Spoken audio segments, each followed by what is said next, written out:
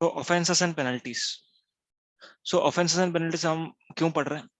क्योंकि डिपार्टमेंट हमेशा जो गलत कर रहा है इंसान उसको पेनलाइज करने की कोशिश करेगा, बराबर, ताकि जो लोग सही कर रहे हैं उनके साथ गलत ना हो, बराबर ना। नहीं तो आप लोग चोरी करेंगे, आपको डिपार्टमेंट ने पकड़ा ही नहीं, एंड जो इतना सालों से टैक्स भर रहा है उसको पकड़ लिया, so it would be wrong. So गलत इंसान के साथ गलत भी होना चाहिए। इस एंगल से ऑफेंसेस एंड पेनल्टीज आपको पढ़ना है। Okay, section 122 is the prime section of offences and penalties. Okay, इसमें 21 ऑफेंसेस दिए गए। कितने? 21 ऑफेंसेस। ओके, जिसका पेनल्टी फिक्स है। ओके, कितना पेनल्टी है? ₹10,000 और amount of tax evasion whichever is higher. 10,000 और amount of tax evasion whichever is higher.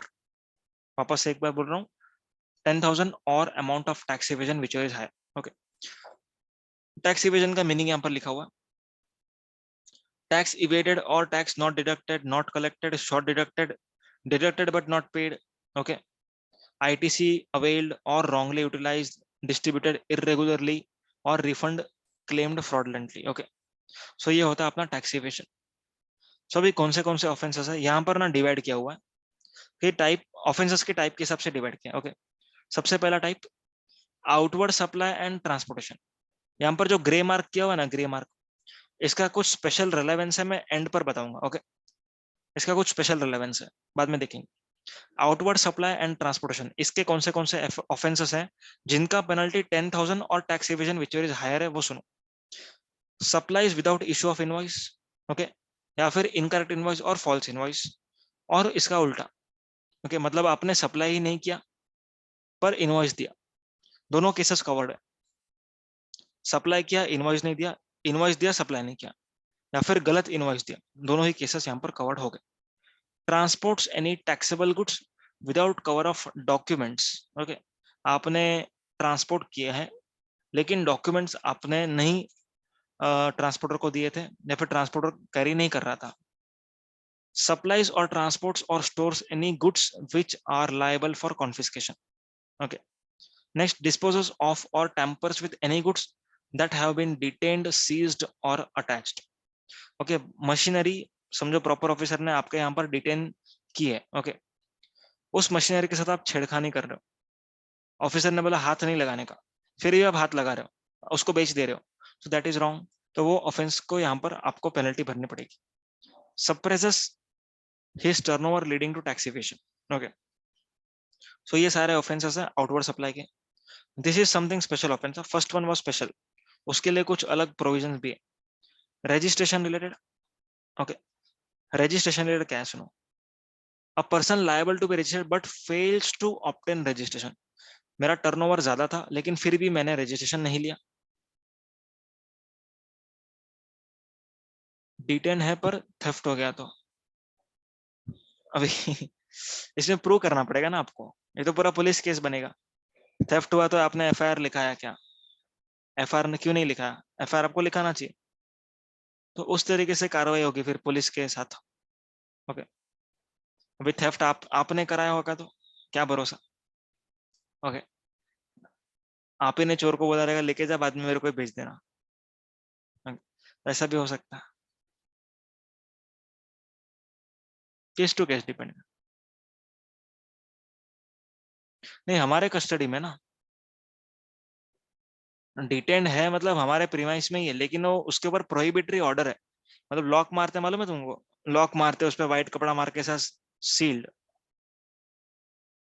Okay, तो उसको डिटेंशन बोलते हैं अपन। अगर डिटेन है, अगर चोरी हो गई तो फिर वो FIR वगैरह करवाओ। आप चोरी हो गई तो आप भी तो कुछ एक्शन लेंगे कि नहीं। और अगर मालूम पड़ता है कि आपने किसी दूसरे पर्सन को बेचा है, ठीक है, थेफ्ट में आप ही का इंसान, मतलब आपका ही कोई पार्टनर या कोई जुड़ा हुआ है, रिलेटेड पर्सन, तो इसमें सेक्शन 71 लगाएंगे, ट्रांसफर, सॉरी, सेक्शन नंबर 82 लगाएंगे, ठीक है, 82, 81 लगाएंगे कि transfer of property is wide in certain circumstances. तो ये प्रॉपर्टी जो आपने बेचा है, या फिर 74 लगाने के लिए प्रूव करना पड़ेगा डिपार्टमेंट को, डिपार्टमेंट को प्रूव करना पड़ेगा भाई। कि आपका मतलब देखो, सबसे पहले तो प्रूव होना चाहिए कि सच्ची में ये थेफ्ट हुआ है, आप ही ने करवाया है। अगर प्रूव होता है तो अलग बात है। दो चीजें हैं देखो। सबसे पहली चीज, आपने गलत काम किया है, ओके, मतलब आप डिपार्टमेंट मशीन डिटेन कब करेगा वो बताओ मुझे। जब आपने टैक्स की चोरी की है, बराबर, यस और नो? आपने टैक्स की चोरी की है, इसीलिए डिपार्टमेंट क्या करेगा? मशीनरी को डिटेन करेगा, ओके। सो टैक्स का जो एस्केप मतलब इवेजन है, वो चेक करेंगे 73 लग रहा है या 74 लग रहा है। अगर वहां पर 74 लग रहा है तो फ्रॉड का केस है वो। अगर नॉर्मली 73 लग रहा है, ओके, नॉर्मली 73 लग रहा है एंड डिटेंशन में चोरी हो गया, उसके लिए 74 नहीं लग सकता। समझ में? दो चीजें समझ में आई।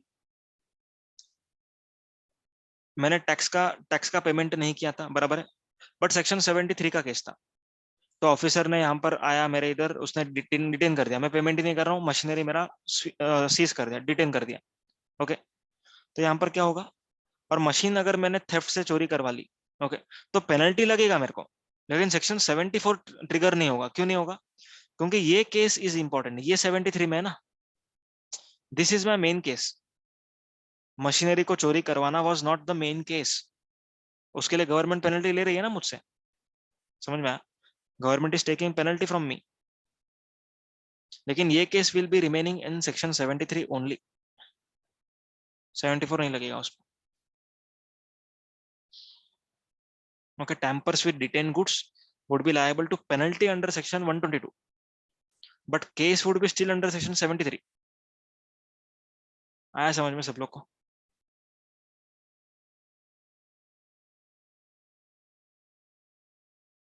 Everyone clear? ओके, चलो आगे। रजिस्ट्रेशन में दूसरा, इश्यूज एनी इनवॉइस और document by using registration number of another person. दूसरे इंसान का रजिस्ट्रेशन नंबर यूज करके आप लोग बिलिंग कर रहे हो तो भी आपको पेनल्टी भरना पड़ेगा।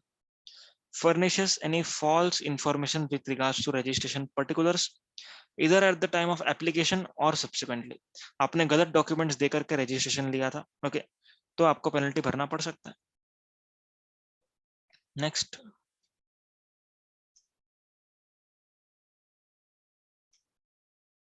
Tax related, okay, tax related and officers duty related. collects any amount as tax, okay, but fails to pay to the government within 3 months। आपने 3 महीने में पेमेंट नहीं करी, ओके, तो आपको पेनल्टी भरना पड़ेगा। आपने डिडक्ट नहीं किया या कम डिडक्ट किया या डिडक्ट करके पे नहीं किया, आपने कलेक्ट नहीं किया, कम कलेक्ट किया, कलेक्ट करके पे नहीं किया, या फिर आपने ऑफिसर को अपना ड्यूटी करने नहीं दिया, देन इन दैट केस आपको पेनल्टी भरना पड़ेगा। Next is purchases and refund. आपने आईटीसी क्लेम किया, यूटिलाइज किया without actual receipt of goods, okay, then fraudulently obtains refund, और आपने आईटीसी अवेलमेंट किया in the contravention of section number 20। Takes और डिस्ट्रीब्यूट्स, मतलब आपने आईटीसी लिया भी गलत, जो आईएसडी से आया था वो, एंड डिस्ट्रीब्यूट भी आपने गलत किया, सो इन दैट केस आपको पेनल्टी भरना पड़ेगा। Accounts records and documentation, falsifies the financial records, okay, आपने फाइनेंशियल रिकॉर्ड्स को टैम्परिंग किया, प्रोड्यूसर्स फेक डॉक्यूमेंट, गलत इनवॉइस बना के सबमिट किया, or furnishes any false information or return with an intention to evade payment of tax, okay, malified intent has to be proved, ठीक है। Next, fails to keep, maintain or retain books of accounts in accordance with provision। 72 months तक retain करना, आपने retain नहीं किया, okay। Next, fails to furnish information or documents called for or by officer in accordance with provision।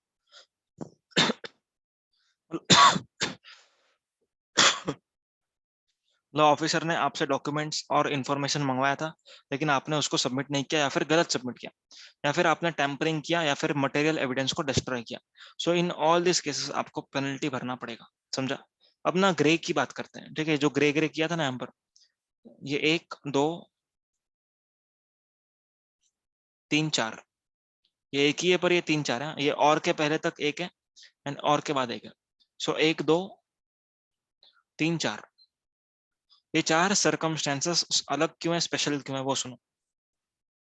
In 4 cases में सिर्फ वही person जिसने ऐसा काम किया वो पनिशेबल नहीं होगा, उसके साथ साथ जो पर्सन उस बेनिफिट को रिटेन कर रहा है, जो पर्सन उस बेनिफिट को रिटेन कर रहा है, ओके, और at whose instance such transaction is conducted, दोनों जन लायबल होंगे। मतलब अगर सीए ने बताया कि आपको ऐसा ऐसा गलत काम करो, ठीक है, तो आपको फायदा होगा, तो सीए भी पनिशेबल एंड जिसने किया वो भी पनिशेबल टू दिस पेनल्टी। समझ में आया? खाली ग्रे वालों में, ग्रे वाले में क्या था, आपने गुड्स सप्लाई किया, इनवॉइस नहीं दिया, इनवॉइस दिया, गुड्स नहीं दिया, आईएसडी का आईटीसी गलत लिया, गलत डिस्ट्रीब्यूट किया, या फिर आपने बिना गुड्स के मिले आईटीसी का अवेलमेंट किया। सो ये 4 केस, ओके। इन 4 केसेस में जो पर्सन कर रहा है वो तो गुनेगार है ही है, जिसने उसको एडवाइस किया वो भी गुनेगार है, एंड जो इस ट्रांजेक्शन का बेनिफिट ले रहा है वो भी गुनेगार है। आया समझ में? Any questions in this? कोई क्वेश्चन बचे?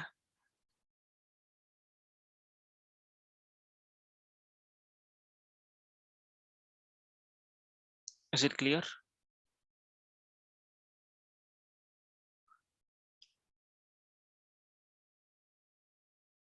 ओके,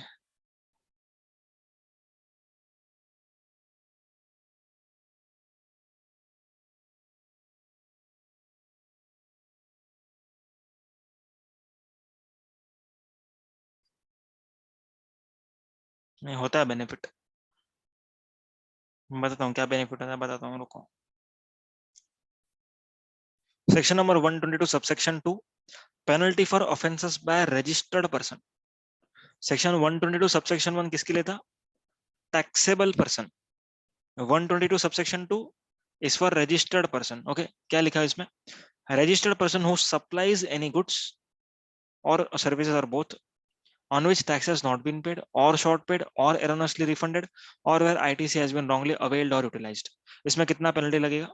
अगर फ्रॉड वाला केस होगा तो 10,000 और 100% of tax which is higher, और अगर अदर देन फ्रॉड होगा तो 10,000 और 10% of tax which is higher, okay. मतलब यहाँ पर 10% है, यहाँ पर 100%। मतलब basically this is matching with section 122 subsection 1, fraud वाला केस। एंड अगर अदर देन फ्रॉड होगा तो 10% ऑफ टैक्स, छोटा पेनल्टी लगेगा। अब डिफरेंस क्या है वो यहाँ पर मैंने लिखा हुआ है, ओके। मतलब अगर फ्रॉड वाला केस होगा तो सेक्शन 122 सबसेक्शन 1 लगाओ या 122 2 लगाओ, बात तो एक ही है। लेकिन रजिस्टर्ड पर्सन अगर होगा तो specific provision would be prevailing over general provision, okay. तो वहां पर टैक्सेबल पर्सन कवर्ड है, यहाँ पर रजिस्टर्ड पर्सन कवर्ड है, ओके। वही यहाँ पर लिखा हुआ है, एक एग्जाम्पल भी लिखा हुआ है, आप देख लेना, ये not very important as of now. Next, अब बात करेंगे अपन एनी पर्सन। देखो अब मजा आएगा। Section 122 subsection 3, penalty shall be levied under this section on any person. ठीक है, रजिस्टर्ड हो, अनरजिस्टर्ड हो, टैक्सेबल हो, जो कुछ भी हो, एनी पर्सन को ये सब कामों के लिए पेनल्टी भरना पड़ता है। क्या क्या काम है? एड्स और abets any of the offences specified in 121, okay. मतलब आपने अटेम्प्ट किया या फिर करने में हेल्प की तो वो यहाँ पर कवर हो गया। एक्वायर्स पोजेशन ऑफ और in any way concerns himself in transport, removing, depositing, keeping, concealing, supplying, purchasing in any other manner।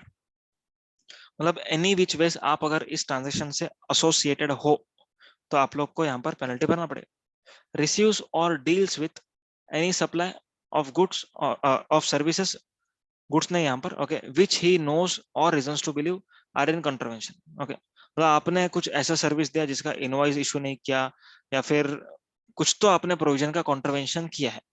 Next, fails to appear before officer when issued summon. Summon क्या होता है मालूम है आपको? बुलावा, ओके, बुलावा पत्र। ऑफिसर आपको अगर मिलने बुलाएगा तो समन इशू करेगा, आपने उस समन का पालन नहीं किया, ओके, तो यहाँ पर एनी पर्सन को पेनल्टी लग सकती है। fails to issue invoice in accordance with provisions or fails to account for an invoice in books of accounts। आपने जानबूझ के बुक्स ऑफ अकाउंट से इनवॉइस को हटा दिया, डिलीट कर दिया, तो इन सब केसेस में आपको फाइन और पेनल्टी लगेगा 25,000। अगर आपने इंफॉर्मेशन रिटर्न फर्निश नहीं किया तो इंफॉर्मेशन रिटर्न क्या होता है? इंफॉर्मेशन रिटर्न मतलब कि कोई भी पर्सन को अगर कहा जाए कि आप इंफॉर्मेशन हमको ये दे दो, एंड अगर वो नहीं दे रहा है, ओके, स्पेसिफिक इंफॉर्मेशन मंगा सकते हैं डिपार्टमेंट वाले। So in that case information return अगर आप टाइम पर फर्निश नहीं करोगे तो पेनल्टी है। ओके, तो यहाँ पर पेनल्टी क्या लिखी हुई है?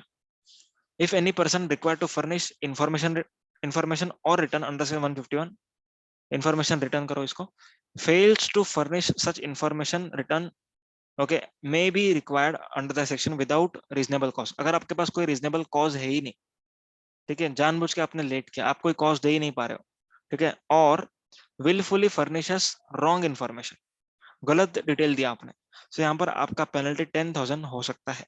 एंड अगर कंटिन्यूइंग ऑफेंस है, आप बार बार ऐसे ही करते हो, ओके, आपको रिमाइंडर देने के बाद भी आप नहीं कर रहे हो, तो फिर 100 each day after first day during which such offence continues, okay, subject to maximum 25,000। Next, general penalty. अगर एक्ट में कहीं पर भी कोई पेनल्टी नहीं है तो जनरल पेनल्टी 25,000 की लगेगी। सेक्शन 126 वेरी इंपॉर्टेंट, इसके ऊपर क्वेश्चन आया था, okay, general discipline of penalty. Okay, अगर आपका टैक्स का अमाउंट, ओके, टैक्स का अमाउंट जो भी पेनल मतलब इन्वॉल्व है, ओके, वो अगर 5,000 से कम है, सुनना ध्यान से, 5,000 से कम, नॉट 5,000 या उससे कम, 5,000 से कम, it means 4,999, then it is called as minor breach. Minor breach के लिए कोई पेनल्टी नहीं लगाई जाएगी, okay. If it is other than minor breach, that means 5,000 और मोर, तो it is not a minor breach, यहाँ पर पेनल्टी लगाई जा सकती है, okay. So 5,000 is not a minor breach, ये मैंने बोल्ड में लिखा है, ओके। नेक्स्ट,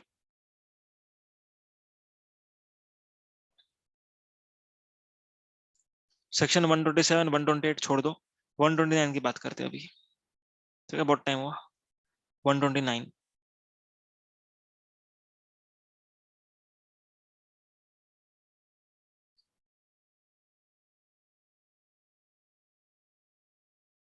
चलो यहाँ पर आ जाओ, ये चार्ट देखो, ओके।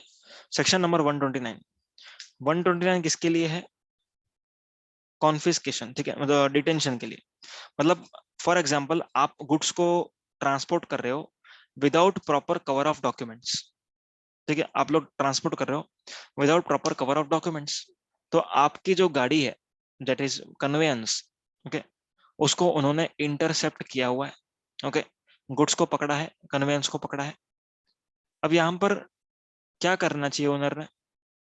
ओनर ने सामने आना चाहिए, या फिर उसके ऑथराइज रिप्रेजेंटेटिव ने, ओके, अथॉरिटी लेटर लेकर के, कि ये गुड्स में हमने गलती से ई वे बिल नहीं बनाया या इनवॉइस प्रॉपर नहीं बनाया, कुछ तो गलती हो गई हमसे, ओके, हम लोग एक्सेप्ट करते हैं, जो भी पेनल्टी आप बोलोगे हम भरेंगे, एंड बाद में हम लेके जाएंगे गुड्स को, ठीक है।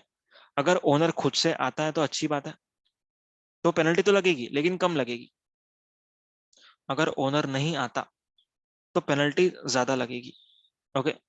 या फिर ओनर आता है लेकिन वो बोलता है कि नहीं आप गलत हो, मैं सही हूं आप गलत हो, तो यहाँ पर उसको एक सिक्योरिटी देनी पड़ेगी, ओके, बॉन्ड साइन करना पड़ेगा, ओके, एंड देन वो अपने गुड्स एंड कन्वेंस को लेके जा सकता है, पर पर वो मुक्त नहीं हुआ है, ओके, प्रोविजनली उसको दिया गया है गुड्स, ठीक है, बाद में ऑर्डर ऑब्वियसली पास होगा, अपील फाइल करो, समझ में आया?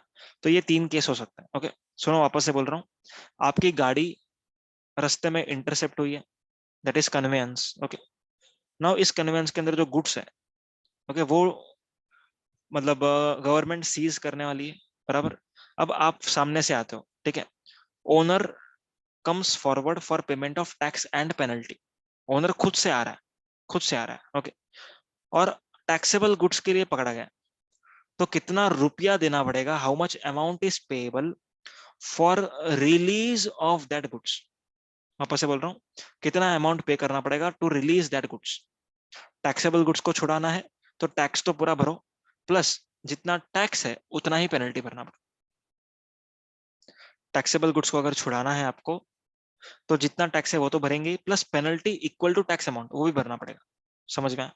और अगर एग्जाम गुड्स को छुड़ाना है तो एग्जाम गुड्स को छुड़ाना है, एंड अगर आप सामने से आ रहे हो, you are coming on your own, तो यहाँ पर 2% ऑफ वैल्यू ऑफ गुड्स और 25,000 which ever is less.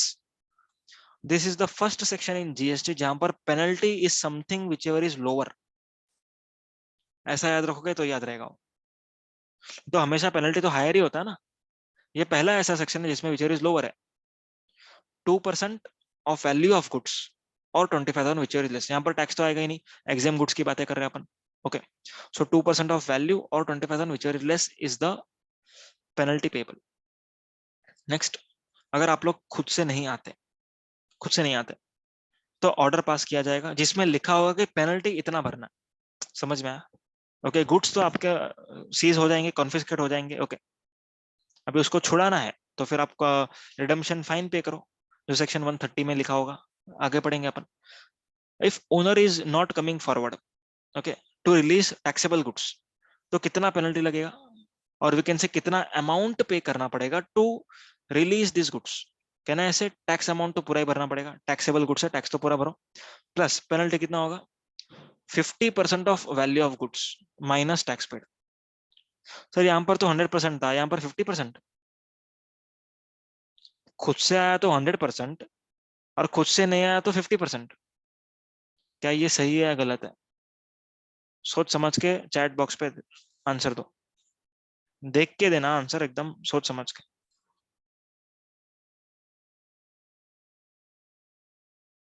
Very good, सब लोग की नजर एकदम स्ट्रांग है। Good enough. ओके, सो वहां पर क्या था, 100% ऑफ टैक्स, यहाँ पर क्या है, 50% ऑफ वैल्यू। यस, वहां पर क्या था, 100% ऑफ टैक्स, यहाँ पर है 50% ऑफ वैल्यू। समझ में आया? सो वैल्यू ऑब्वियसली बड़ा होगा, टैक्स तो 18% होगा, 15%, 12% होगा। ओके, 28% होगा, लेकिन वैल्यू मतलब इतना बड़ा amount, so 50% of value would be the penalty, and tax जो बनता है वो तो पे करना पड़ेगा। ऑलरेडी आपने कुछ पे किया होगा तो माइनस कर देंगे। ओके, समझा? और अगर इंटर स्टेट ट्रांजेक्शन होगा तो 50 की जगह पे आपको 100 लेना है। ओके, ये सीजीएसटी एक्ट पढ़ रहे हैं अपन, इसके लिए 50% ऑफ वैल्यू ऑफ गुड्स है, एसजीएसटी में भी सेम लिखा होगा। So in short it is total 100% of value, 50% of value लिखा है सीजीएसटी एक्ट में, एसजीएसटी एक्ट में भी 50% ऑफ वैल्यू, मतलब टोटली ये 100% ऑफ वैल्यू की बात चल रही है। ओके, सो आईजीएसटी का केस होगा तो आप लोग डायरेक्टली 100% ले लेना। ओके, नेक्स्ट, अगर हम एग्जाम गुड्स की बात करें, एग्जाम गुड्स छुड़ाने को आप नहीं आए तो कितना पेनल्टी पे करना पड़ेगा। वहां पर 2% था, यहाँ पर 5% वैल्यू ऑफ गुड्स का, और 25,000 विच एवर इज लोअर। ठीक है, ये ऐसा पहला सेक्शन है जिसमें whichever is lower is the penalty, नहीं तो पेनल्टी हमेशा विच एवर इज हायर ही होता है। Next, officer goods and conveyance को छोड़ देगा इफ सिक्योरिटी फर्निश किया जाएगा equivalent to amount payable under this clauses. Okay, अगर आप खुद से आए हो तो इतने का आप सिक्योरिटी फर्निश करो, अगर आप खुद से नहीं आए हो एंड बोलते हो गलत हो, तो इतने का आप लोग क्या करो, सिक्योरिटी फर्निश करो एंड आपके गुड्स को लेके जाओ। लेकिन दिस इज प्रोविजनल, ठीक है, बाद में आप ऑर्डर वगैरह पास होगा। ओके, बाद में आपको अपील फाइल करना होगा। समझ में? तो दिस इज सेक्शन नंबर 129। इसके ऊपर एग्जांपल्स भी मैंने इधर लिखे हुए हैं, आप लोग देख लेना, चार्ट बुक होगा तो।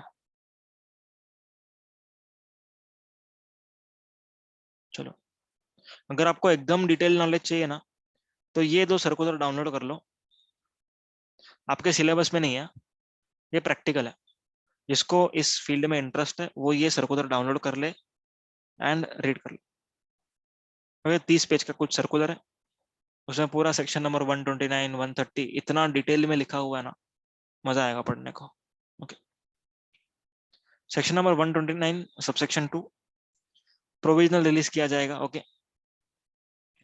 तो यहाँ पर बॉन्ड वगैरह आप से साइन करवाएंगे, सिक्योरिटी फर्निश करवाएंगे एंड प्रोविजनली रिलीज करेंगे।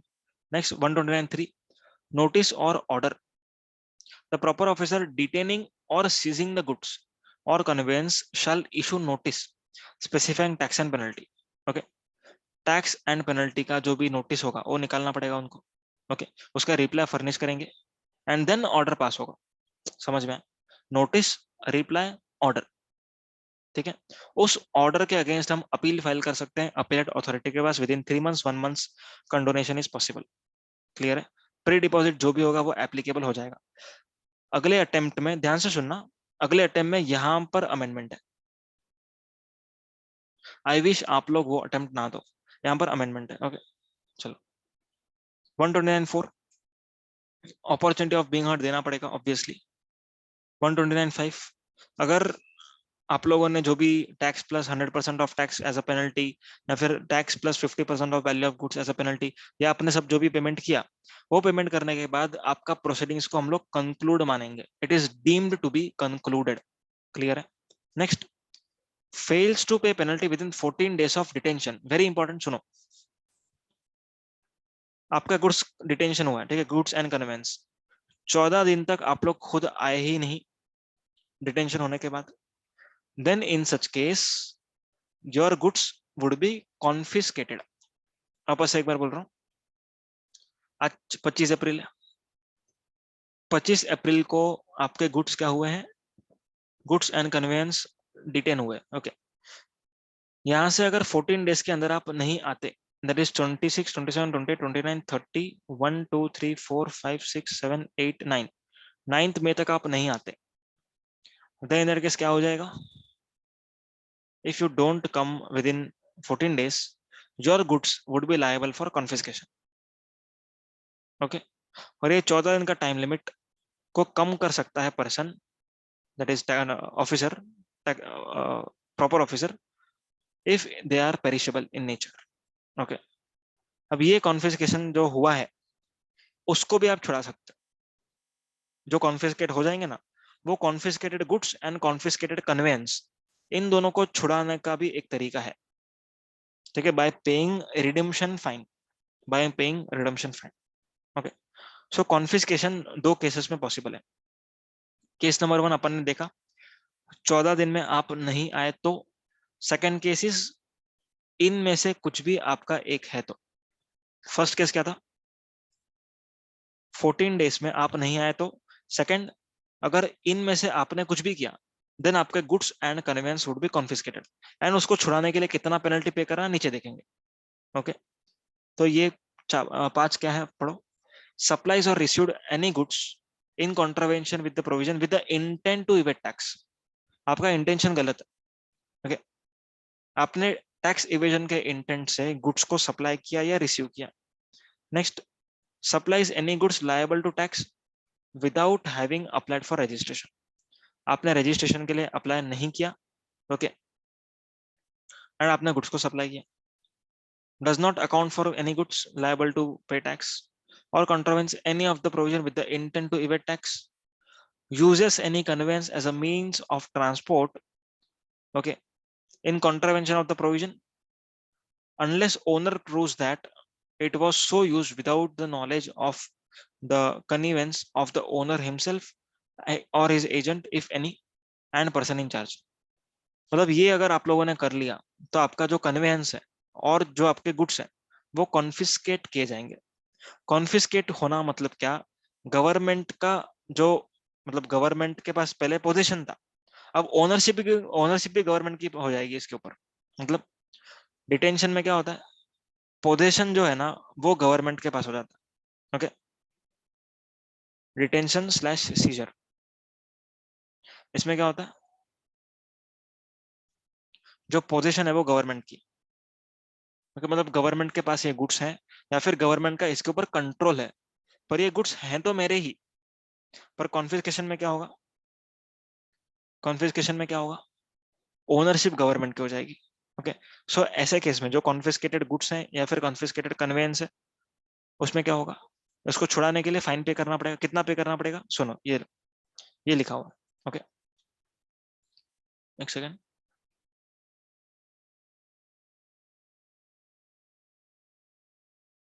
ओके, कॉन्फिस्केटेड गुड्स को छुड़ाना अगर है आपको, तो कितना आपको मैक्सिमम रिडेम्पशन फाइन पे करना, ये मैक्सिमम फाइन है, इसके अंदर हो सकता है आपका आंसर। सुनो, market value of confiscated goods minus tax chargeable और penalty under section 129(1) whichever is higher. Okay, मतलब जो 129(1) में पेनल्टी था, कितना था पेनल्टी, यहाँ पर अमाउंट पेएबल नहीं, यहाँ पर पेनल्टी इंपॉर्टेंट है। पेनल्टी का मतलब समझते हो? अगर आपको मैं कहूँ टैक्स प्लस 100% ऑफ टैक्स, इतना अमाउंट पे करना पड़ेगा फॉर रिलीज ऑफ गुड्स, तो यहाँ पर this component is called as penalty. ये तो टैक्स है ना, ये पेनल्टी है। ओके, तो जो पेनल्टी था वो पे करो, और market value of confiscated goods minus tax chargeable which is higher. समझा? मतलब इन दोनों के बीच में हो सकता है। It cannot be lower than penalty, it cannot be higher than market value. Basic इस प्रोविजन का मतलब क्या?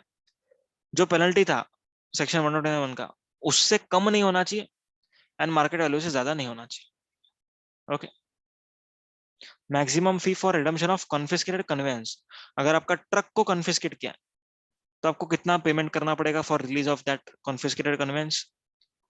Tax payable on goods being transported, जो गुड्स ट्रांसपोर्टर है उसके ऊपर कितना टैक्स है उतना आप पे करो एंड कन्वेंस को लेके जाओ। समझ में आया? ओके, अब ये छोटे मोटे प्रोविजंस हैं। Okay, along with the fine above the owner shall be liable to pay any tax, मतलब जो भी टैक्स होगा वो तो भरो ही, एंड नीचे जो रिडम्पशन फाइन है वो भी भरो। सो टोटली कन्फिस्केटेड गुड्स या फिर कन्वेंस को छुड़ाना होगा तो आपको टैक्स तो भरना ही है, और और मतलब हिंदी का और एंड दैट इज आपको रिडम्पशन फाइन भी पे करना है। So redemption fine, okay, redemption fine plus tax, interest, penalty जो भी है सब कुछ पे करो, एंड आप गुड्स को लेकर के जाओ, कन्वेंस को लेकर के जाओ। अपॉर्चुनिटी देनी पड़ेगी।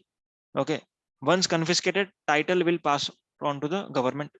Okay, PO shall have position of confiscated thing, PO के पास रहेंगे। ओके, पुलिस ऑफिसर उसको असिस्ट कर सकता है। PO on satisfaction that confiscated goods or conveyance are not required in any other proceeding can give reasonable time not exceeding 3 months to pay fine in lieu of confiscation, otherwise can sell off such goods। 3 महीने में अगर नहीं आते हो आप to पे redemption fine, तो आपका ट्रक एंड गुड्स दोनों को बेच दिया जाएगा। ओके, बस अभी अपन कंपाउंडिंग वाला देख लेंगे, उसके बाद विल वाइंड अप।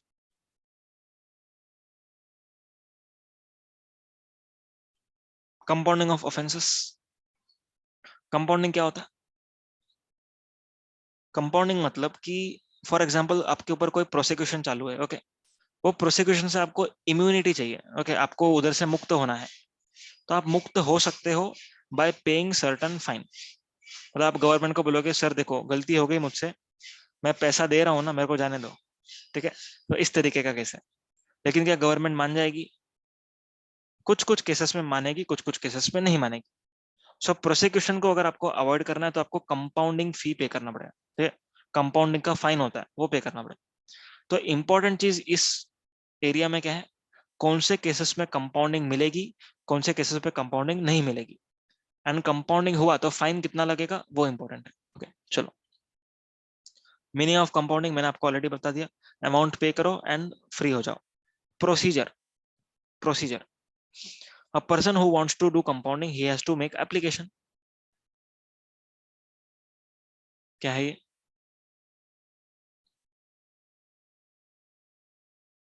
समझा नहीं, क्वेश्चन क्या बोले?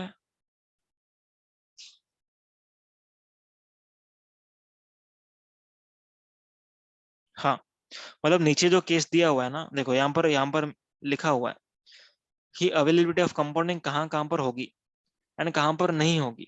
ओके, सो उसके हिसाब से हम देखेंगे किधर कंपाउंडिंग मिलेगा किधर नहीं मिलेगा। Okay, so if a person wants to apply for मतलब कंपाउंडिंग उसको करना करना है तो वो क्या करेगा? अप्लाई करेगा। एप्लीकेशन मिलने के बाद कमिश्नर क्या करेगा? ऑफिसर को बोलेगा कि भाई इसका फाइल लेके आओ। पहले चेक करते हैं कि इसने ठीक से कोऑपरेट किया या नहीं किया। अगर इसने कोऑपरेट किया है ठीक से सब चीजों में, okay, then in that case हम क्या करेंगे? इसको कंपाउंडिंग देंगे if he is eligible. Okay, so जो एप्लीकेशन आया है उसको एक्सेप्ट किया जाएगा। ओके, फॉर कंपाउंडिंग, और अगर रिजेक्ट करना है तो 90 डेज के अंदर अंदर कर सकते हैं। ठीक है, एंड उसको पेमेंट करना पड़ेगा with in 90 days of the application. अगर एक्सेप्ट हो जाता है तो उसको पेमेंट करना पड़ेगा। अभी availability of compounding in below cases, कौन से केसेस में कंपाउंडिंग मिलेगा नहीं मिलेगा वो लिखा हुआ है यहाँ पर। अगर 132(1) ए से लेकर के एफ तक का ऑफेंस है, ठीक है, अभी आप लोग को बाहर नहीं होगा, ए से लेकर के एफ आपको ओपन करना पड़ेगा साथ में। हाँ, सो ए से लेकर के अगर एफ तक का ऑफेंस है, सो इन दैट केस अगर आपको पहले एक बार कंपाउंडिंग मिल चुकी है तो अगली बार नहीं मिलेगी, मतलब फर्स्ट टाइम मिलेगी, अगली बार नहीं मिलेगी।